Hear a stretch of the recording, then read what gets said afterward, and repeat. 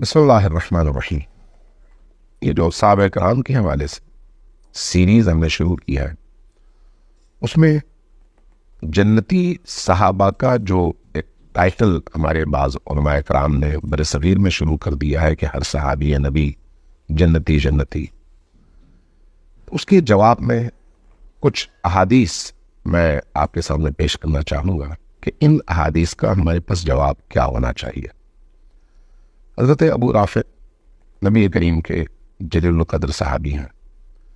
رسول کریم کے ساتھ نماز مغرب کے لیے تشریف لے جا رہے تھے، بقیع کے سامنے سے گزرے. نبی کریم گزرتے گزرتے حضرت ابو رافع کے مطابق نبی کریم نے فوراً فرمایا تف ہو تجھ پر. حضرت ابو رافع کہتے ہیں میں گھبرا گیا، پیچھے ہٹ گیا. جب میں پیچھے ہٹا تو نبی کریم نے فرمایا تمہیں کیا ہوا، چلو آگے. تو میں نے عرض کیا یا رسول اللہ، آپ نے ابھی جو بات فرمائی ہے، تف کیا ہے یا کہا ہے، میں اس کی وجہ سے پیچھے ہٹا ہوں، مجھ سے کوئی کوتاہی ہو گئی ہوگی. فرمایا نہیں، میری مراد تم نہیں ہو. اس کے بعد جو جملہ ہے، یہ جملہ حضرت ابو رافع نے نقل کیا اور اس کو مسند احمد بن حنبل میں 27,192 نمبر حدیث میں اور 27,193 نمبر حدیث میں بیان کیا گیا ہے. صحیح ہے ابن خزیمہ میں 2,337 نمبر کی حدیث ہے. اسی طرح سے سنن نسائی کی 862 نمبر کی حدیث ہے. السنن الکبریٰ کی 937 نمبر کی حدیث ہے. مسند الرویانی کی 725 نمبر کی حدیث ہے اور المعجم الکبیر طبرانی کی اس میں 962ویں حدیث ہے.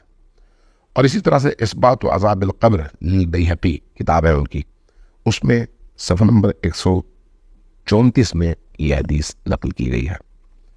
نبی کریم نے ابو رافع کے اس جملے کو سننے کے بعد فرمایا لا، نہیں، میری مراد تم نہیں ہو، ولیکن ھذا قبر فلان، بلکہ یہ جو قبر ہے جس کے ساتھ سے ہم گزر رہے ہیں، یہ فلان کی قبر ہے. بعثتہ ساعیا علی بنی فلان، میں نے اس شخص کو بنی فلان سے، فلان قبیلے سے صدقات وصول کرنے کے لیے بھیجا تھا. فغل نمیرۃ فدرع الآن مثلہا من نار، اس کو میں نے جب صدقات لینے کے لیے بھیجا تو اس نے جا کر وہاں پر صرف ایک چادر کے معاملے میں خیانت کی، ایک چادر چھپا لی. وہ جو چادر اس نے چھپائی، اس وقت جہنم میں وہی چادر اس کو لپٹائی گئی ہے اور یہ اس چادر میں لپٹا ہوا جل رہا ہے. یہ کس کی بات ہو رہی ہے؟ کافر کی نہیں، مشرک کی نہیں، منافق کی نہیں. کس کی بات ہو رہی ہے؟ مسلمان کی، صحابی کی، مومن صحابی کی، جو نبی کریم پر ایمان لایا، کافر نہیں مرا، مطیع تھا، لیکن اس نے خیانت کی تھی.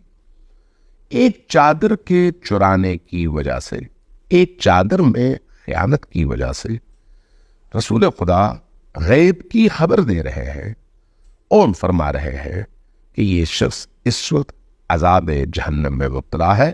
اور عذاب جہنم کیا ہے؟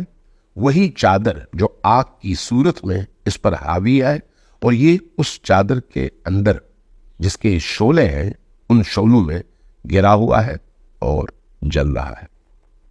سوال یہ ہے کہ جب ہم کہتے ہیں کہ اللہ تبارک و تعالیٰ نے تمام صحابہ کرام کو معاف کر دیا ہے اور ان کو حسن عاقبت کی نوید سنائی ہے، تو یہ صحابی اس میں مستثنیٰ کیوں ہوئے؟ نبی کریم نے کیوں ان کو یہ نہیں کہا کہ چاہے اس نے چوری کی ہو، چاہے اس نے قتل کی ہو، ہر چیز معاف ہے، یہ سیدھا جنت چلا گیا؟ کیوں نہیں یہ فرمایا؟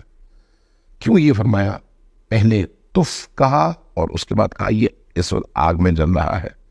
تو اس کا مطلب یہ ہے کہ ہر صحابی نبی جنتی نہیں ہے. یہ میں شیعہ بات نہیں کر رہا، یہ میں اہل سنت کا حوالہ دے رہا ہوں، اور جتنے بھی حوالے ہیں یہ سارے کے سارے اہل سنت کے. تو اس کا مطلب یہ ہے کہ ایسے شعار اور ایسے نعرے جس کے نتیجے میں نبی کے مجرم قرار دیے ہوئے لوگوں کو آپ جنتی بنائیں، آپ بھی نبی کریم سے بغاوت کر رہے ہیں. ہمارے لیے معیار نبی ہے، ہمارے لیے معیار نبی کی دی ہوئی کتاب ہے. اگر اللہ کی کتاب اور نبی کی سنت نے کسی کو جہنمی کہا تو نہ میں اس کو جنتی بنا سکتا ہوں نہ آپ اس کو جنتی بنا سکتے ہیں. یہ مشت از خروارہ ہے، یعنی ان متعدد احادیث میں سے ایک حدیث ہے، اور میں نے آپ کے سامنے حوالہ پیش کر دیا ہے.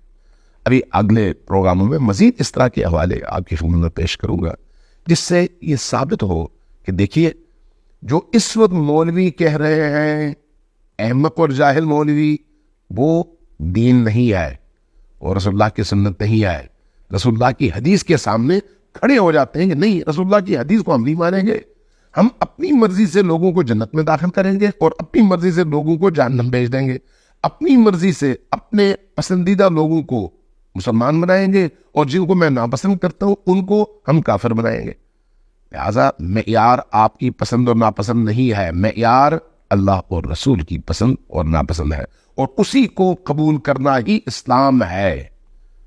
اللہ تبارک و تعالیٰ سے دعا ہے کہ ہم سب کو اللہ کے بنائے ہوئے معیارات اور قرآن کے بنائے ہوئے معیارات پر عمل کرنے کی توفیق عطا فرمائے. والسلام علیکم ورحمۃ اللہ وبرکاتہ.